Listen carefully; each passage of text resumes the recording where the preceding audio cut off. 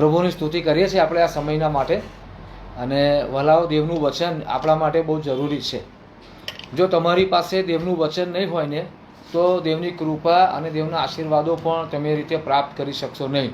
આજે ઘણા બધા લોકો પોતાનું સ્પિરિચ્યુઅલ લાઈફ ખાલી પ્રેયર પર બાંધી રહ્યા છે. ખાલી પ્રાર્થનાથી આત્મિક જીવન નહીં બંધાય. બાઇબલ આપણને એવું શીખવે છે કે માણસ એકલી રોટલીથી નહીં પણ દેવના શબ્દો વડે જીવશે. આજે ઘણા બધા અખ્રિસ્તી લોકો છે, એ લોકો ખાલી પ્રાર્થના પર જીવી રહ્યા છે. અને એ લોકો જેમને પ્રાર્થના કરે છે તેમને તે ઓળખતા પણ નથી. અને એટલા માટે આપણે જ્યારે આપણને એક સત્ય દેવ મળ્યા છે ત્યારે આપણે આપણું સ્પિરિચ્યુઅલ લાઈફ એ ખાલી પ્રાર્થના પર નથી બાંધવાનું, આપણે આપણું લાઈફ વચન ઉપર પણ બાંધવાનું છે.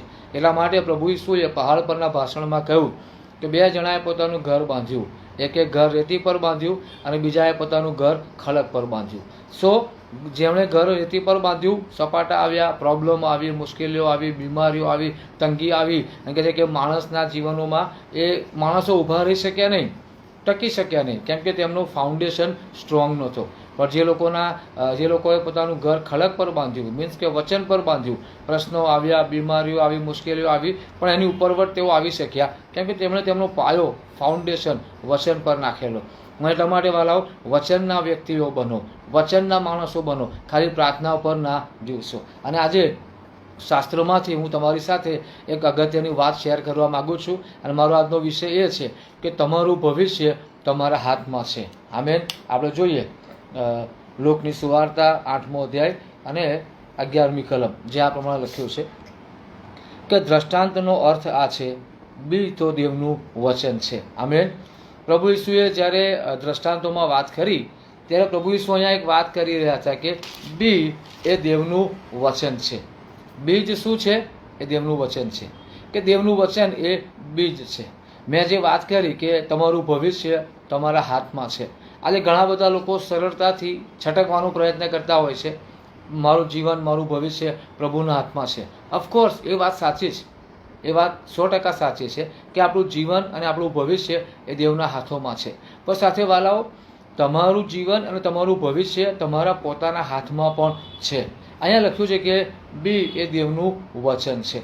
દેવે તમારા જીવનની દરેક પરિસ્થિતિ, એ સ્પિરિચ્યુઅલ હોય, ફાઇનાન્શિયલ હોય, હેલ્થને લગતી હોય, ફેમિલીને લગતી હોય, જોબને લગતી હોય, બિઝનેસને લગતી હોય, તમારા બાળકોને લગતી હોય, તમારા પડોશીઓને લગતી હોય, તમારા શહેરને લગતી હોય, કોઈપણ પરિસ્થિતિને બદલવા માટે જરૂરી પ્રોવિઝન દેવે આપેલું છે.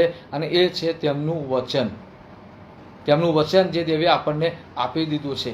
અને વાલાઓ, આ દેવનું વચન શું છે? બીજ છે.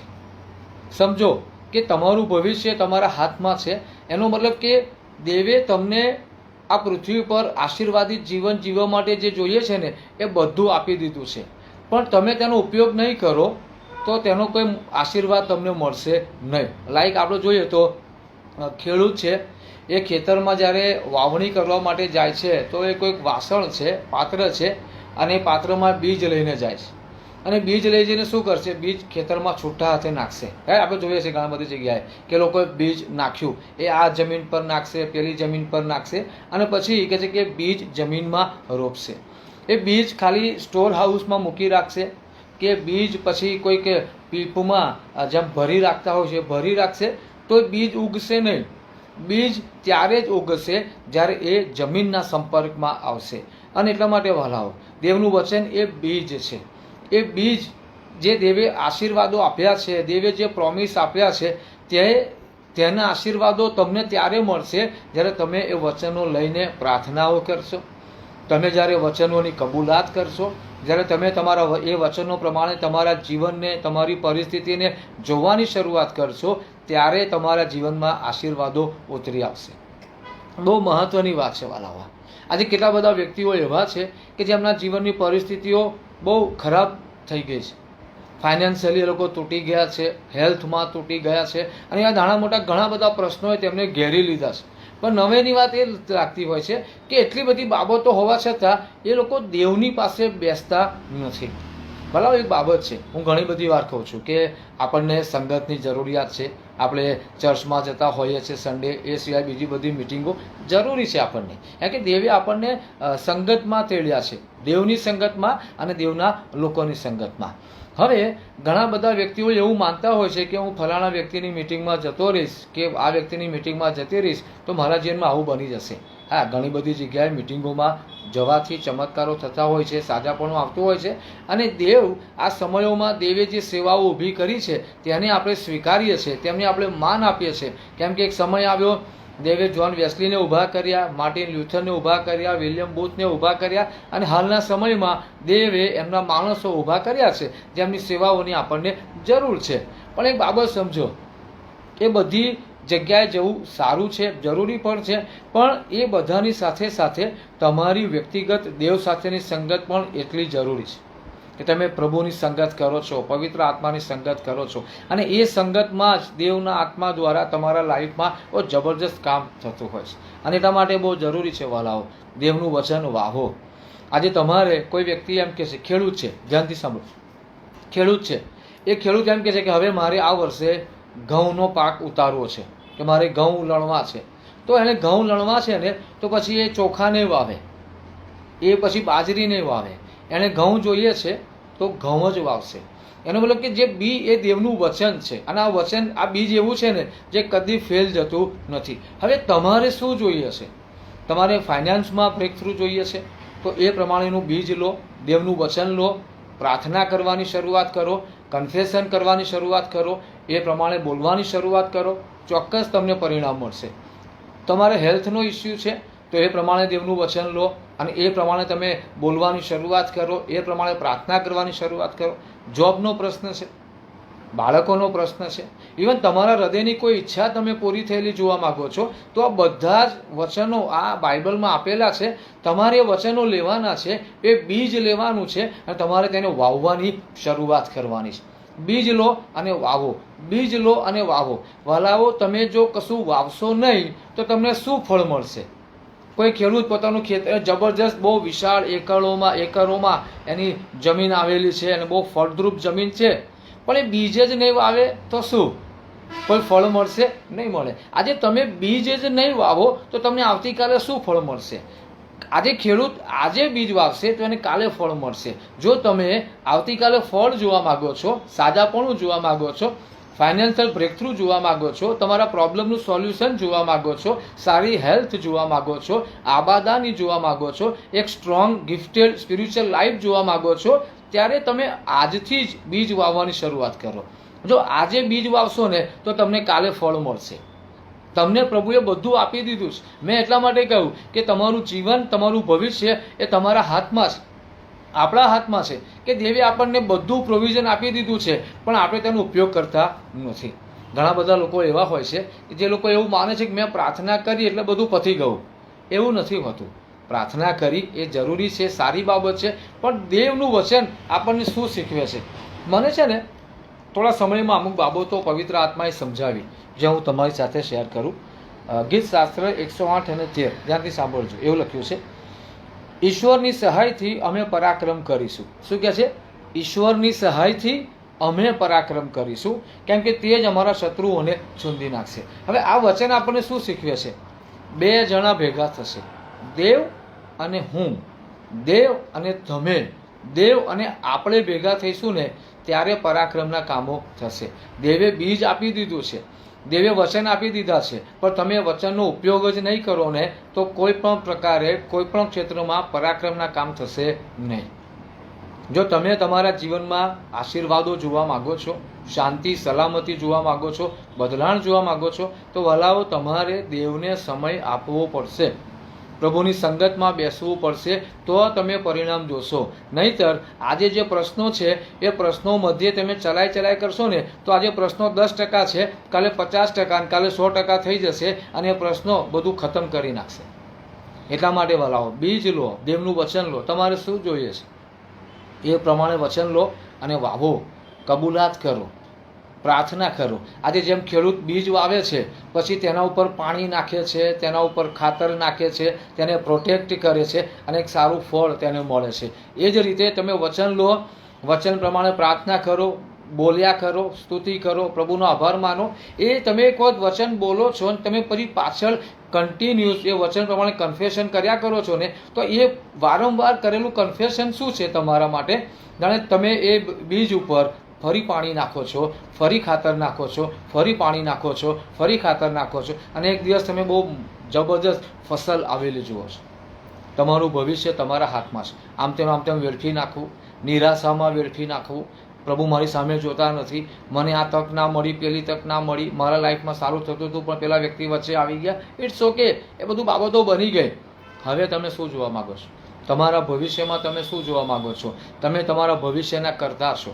તમે તમારા ભવિષ્યના કરતા છો. તમે સારું ભવિષ્ય જોવા માગો છો? આજે બેસો, બીજ લો, દેવનું વચન લો, તમારા જીવનની પરિસ્થિતિ પ્રમાણે દેવનું વચન લો. તમને કદાચ ખબર નથી પડતી કે મારા જીવનની આ પરિસ્થિતિ છે તો મારે કયું વચન લેવું? હલાવો, હું હંમેશા કહું છું, હું નડિયાદમાં રહું છું, નડિયાદની આસપાસના ગામડાઓમાં કે નડિયાદમાં જે લોકો રહે છે તેમને મારી કોઈ મદદની જરૂરિયાત છે, મારો ફોન નંબર હોય છે, તમે મને ફોન કરી શકો છો. તમે તમારી સિચ્યુએશન પ્રભુ આગળ પણ શેર કરી શકો છો, મારી સાથે પણ શેર કરી શકો છો.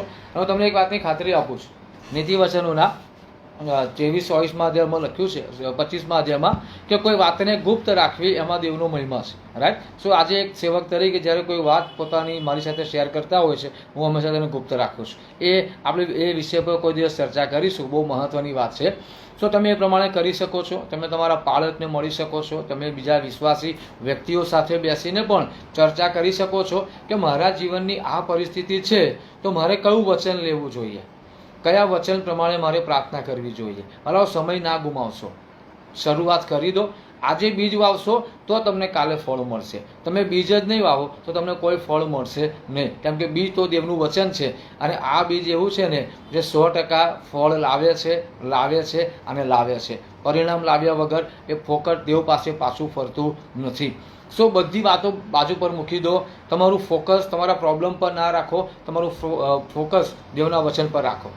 મારે દેવનું વચન વાવવાનું છે. પ્રોબ્લેમ જોશો ને તો પ્રોબ્લેમ તમને મોટો લાગશે, પણ તમે દેવ સામે જોશો ને તો પ્રોબ્લેમ તમને કંઈ લાગશે નહીં.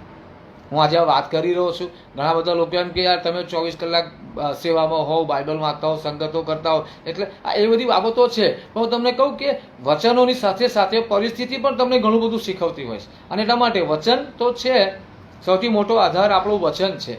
સાથે જે જીવનોમાં શીખ્યા, જે પરિસ્થિતિ આવી શીખ્યા, બીમારી મધ્યે શીખ્યા, તંગી મધ્યે શીખ્યા, અલગ અલગ લોકોના અનુભવો થયા એમાંથી શીખ્યા, અને બધી વાતો જે શીખ્યા ને એ આપણે વચનમાં શીખવીએ છીએ.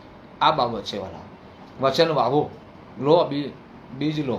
ખાલી મેં ના કહું, ફરી વાર કહું, ખેડૂત ઘઉંમાં એ બીજ મૂકી રાખશે તો નહીં ઉગે. આ બીજ ખાલી અહીં મૂકી રાખશો તો નહીં ઉગે. એ અહીંયા અને અહીંયા લાવવાની જરૂરિયાત છે, તો તમને ફળ મળશે, તો તમને ફળ મળશે. અને તમારું ભવિષ્ય તમારા હાથમાં છે. બનાવવું કે બગાડવું એ પણ તમારા હાથમાં છે. જો તમે દેવની સંગત નથી કરતા, જો નિયમિત તમે પ્રભુની સંગત નથી કરતા, તો સમજી લો તમારું ભવિષ્ય બગડી રહ્યું છે.